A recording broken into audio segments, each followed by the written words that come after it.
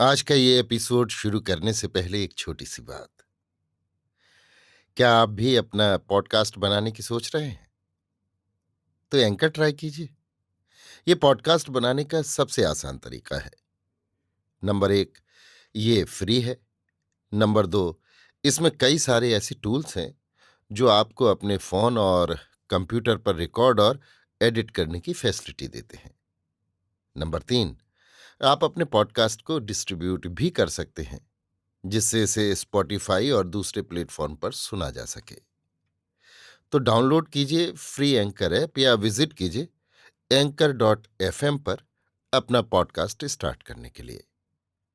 ये तो थी एक छोटी सी जानकारी, और अब शुरू करते हैं एपिसोड का सिलसिला। तो आज के एपिसोड में लीजिए सुनिए आचार्य चतुर्सेन शास्त्री के लिखे उपन्यास सोमनाथ के 69वें भाग दामू मेहता की चौकी को मेरी यानी समीर गोस्वामी की आवाज में।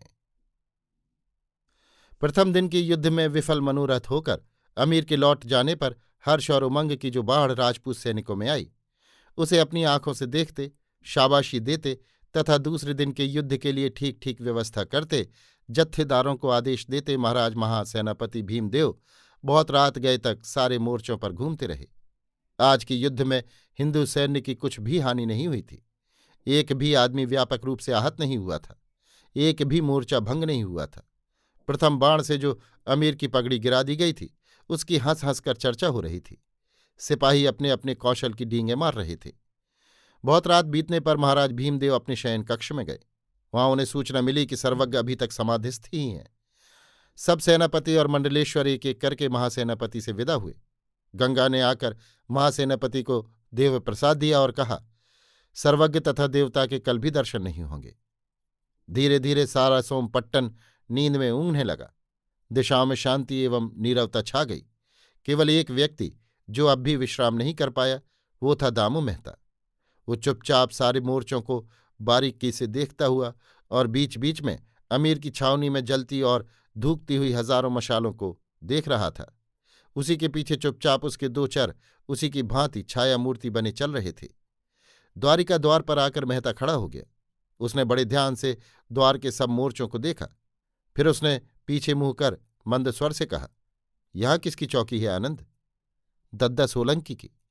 हाँ हाँ, परंतु इस समय दद्दा कहाँ है, देख नहीं रहे? उधर बुर्ज पर वे बैठते हैं। बैठे तो हैं सामने। ठीक है, किंतु तुम कहते हो वो युवक किसी घाट पर आता है? जी। दद्दा ने क्या उसे एक बार भी नहीं देखा? मालूम तो ऐसा ही होता है। मैंने दद्दा से पूछा था कि चौकी पहरा सब ठीक है, तो उन्होंने हंसकर यही कहा, सब ठीक ठाक है भाया, जब तक ये तलवार है। हाँ, उन्हें तलवार ही का तो भरोसा है। अरे आनंद, ये योद्धा तलवार ही को काम में लेना जानते हैं, बुद्धि को नहीं। लेकिन तूने कहा था कि वो आज भी आएगा। जी हाँ। कब? दोपहर रात बीते। इसमें तो अब देर नहीं। लेकिन तूने तो कहा था वो कृष्ण स्वामी की लड़की से प्रेम करता है। वो तो अब है नहीं, फिर अब क्यों आता है? सिद्धेश्वर से मिल ले। सिद्धेश्वर कौन है? अमीर और रुद्रभद्र का मध्यदूत।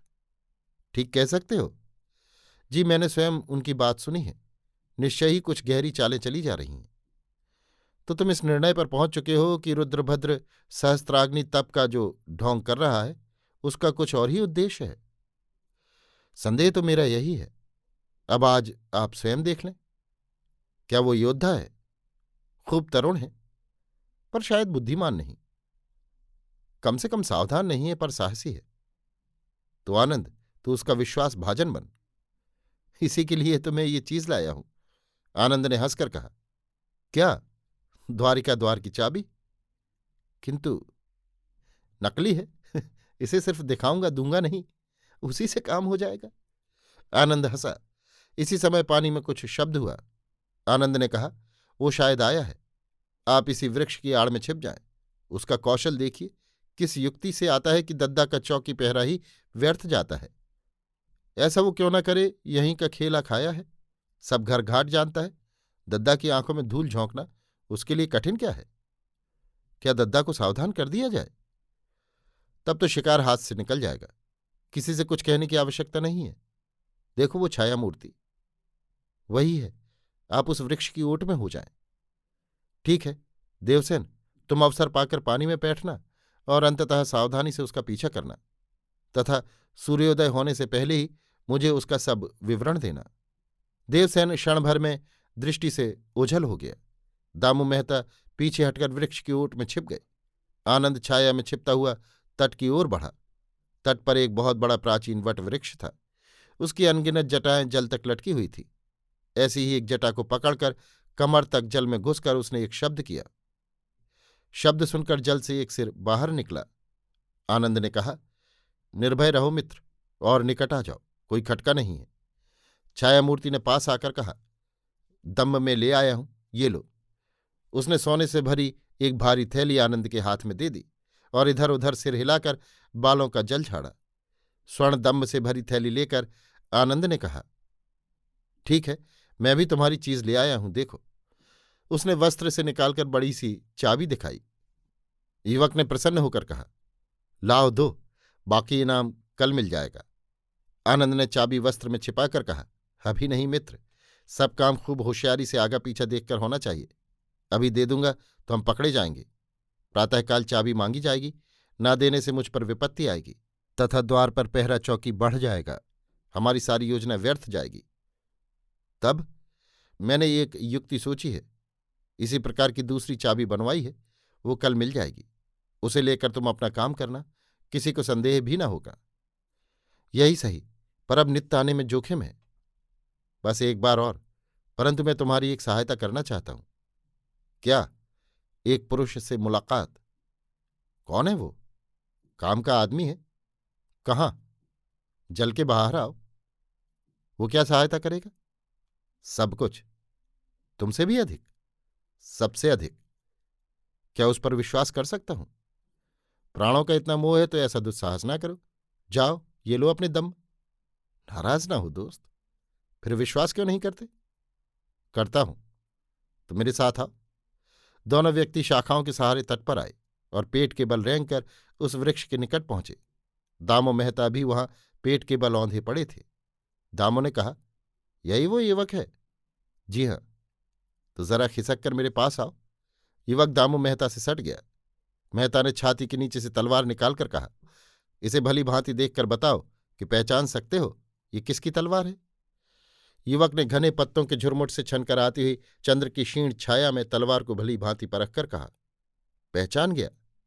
तो जिसकी ये तलवार है उसके पास जाकर कहो कि जिसके पास ये तलवार है उसके साथ तुम्हें कैसा व्यवहार करना चाहिए। फिर यदि वो तुम्हें यहां भेजे तो कल इसी समय यहीं भेंट होगी और बात फिर। ये कहकर दामू मेहता खिसककर तेजी से निकट की एक अंधेरी गली में घुस गए। युवक सकते की हालत में रह गया। आनंद ने कहा, क्या तुम जानते हो ये किसकी तलवार है? तुम जानते हो? नहीं, मैं भी नहीं जानता। युवक के चेहरे पर गहरी घबराहट के चिन्ह थे। संयत होकर उसने कहा, कल मुझे आना होगा दोस्त, इस तलवार को देखने। बेशक, इसी समय। इसी समय? तो तब तक के लिए विदा।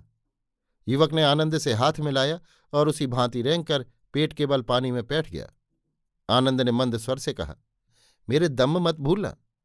युवक ने कहा, अच्छा। अभी आप सुन रहे थे आचार्य चतुर्सेन शास्त्री के लिखे उपन्यास सोमनाथ के 69वें भाग दामू मेहता की चौकी को मेरी यानी समीर गोस्वामी की आवाज में।